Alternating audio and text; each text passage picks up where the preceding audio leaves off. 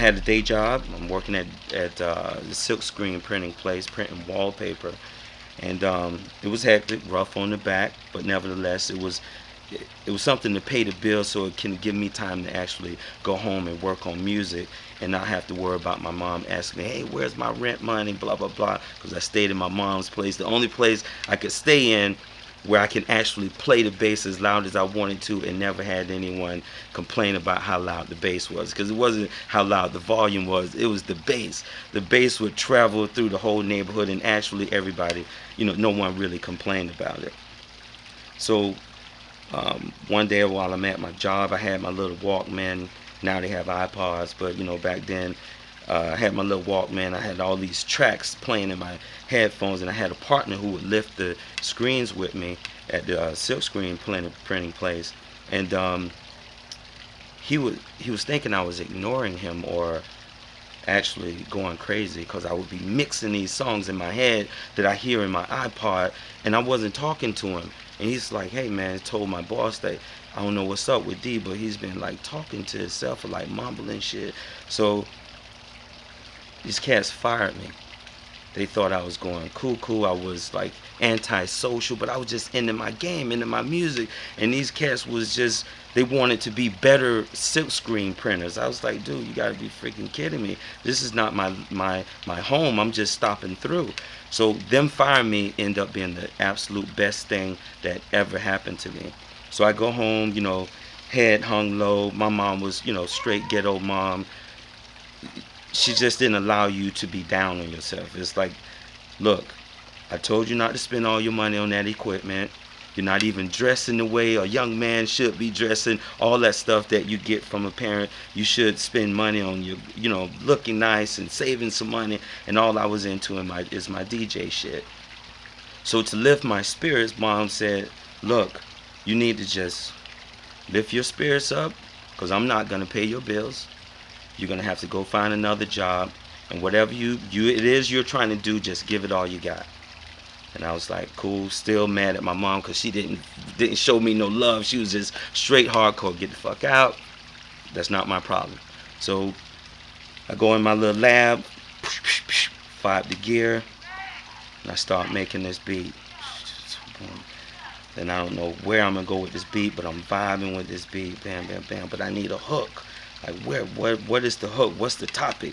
I should talk about these motherfuckers who just fired me for my job after I've been there for 8 years, blah, blah, blah. But I was like, nah, I ain't gonna do that. And then my mom is in my background. I hear her saying, yeah, just give it all you got. And I was like, give it all you got. That's what I'm talking about. That's what I need to do. Just, don't forget losing the job. Just focus on all this equipment I got and what I can do with it. So I go through all my records, and I'm digging for something. I find this Kraftwerk, because I'm a big fan of their records, like everything Kraftwerk did. I'm like a huge fan. So I find one of their tracks, and I hear, and I was like, this is awesome. So I put this in strategic little spots throughout the track, but I knew it was empty, and I knew I needed some more stuff. So I'm constantly digging through all of my old records, and I pull out some James Brown, that Night Train joint, and I sampled that in there, and I started thinking, wow, Kraftwerk, James Brown, totally different worlds. Nobody's gonna really be feeling that. It's like, no, I shouldn't add it. But as I got away from it, I kept hearing it, and I was like, man, I don't know how to produce. To be honest, I don't know what the freak I'm doing, but all I know is that shit feel good.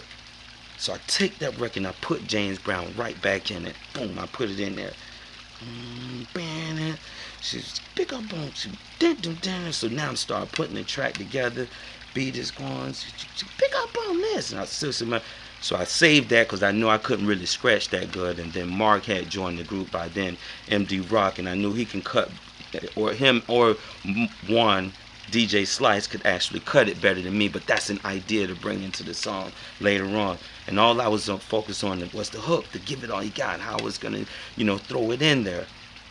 And I know like some guys that came before me, Dynamix, whatever. Some of the guys used vocoder, so I was a big fan of that shit. So I was like, so I had my little vocoder there, and I started going, "Give it all you got," and I couldn't get the keys to work right, and I was like, man, I couldn't get that shit. It's not working right. So now I had this little sample, so I sampled, "Give it all you got." Give it all you got, and I kept doing it. Get.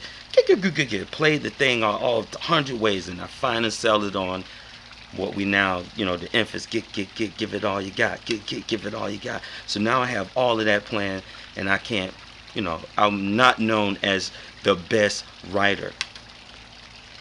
So I come up with these little 8 bars. Get on the dance floor. That first verse. And I was like, this is it, man. It felt so good to me. And I said to myself, I'm going to be a star. Nobody's in the room but me. I just got fired off my job. Fuck you. Yeah. Now I'm feeling this is what God put me on this planet to do. To DJ and to be a producer. I don't know, have no idea about the music business still. I'm just like, this is it. So I go and tell my mom I'm gonna be a star. And my mom, in typical fashion, I love the lady, she's my real mentor. She's like, boy, get the hell out of here with that bullshit. So I was like, okay, I am. Watch. My energy is high. I go back over there and I keep looking for more things to sample in the song. So I can't wait till my boys get here, Mark and Juan, show up so I can show them what I've created. So they walk in and they was like, oh, D, God damn. And everybody, they was like, let me add something to it. And we was playing musical chair. And we only had 2 turntables, 1 mixer. So I'm looking through the crates because I want to, throw what I can throw something else into it. And Mark is looking for. So I said, first of all, you guys, here's pick up on this. Salt and pepper use. They said it, but let's use the record. And then, Mark starts, get pick up on this. Then Juan got hold to pick.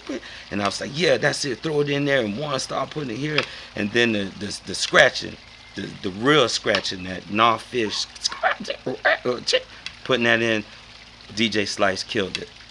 I'm sorry, that was MD Rock. So he started messing around in the headphones. He had one ear off, and I could see him like killing.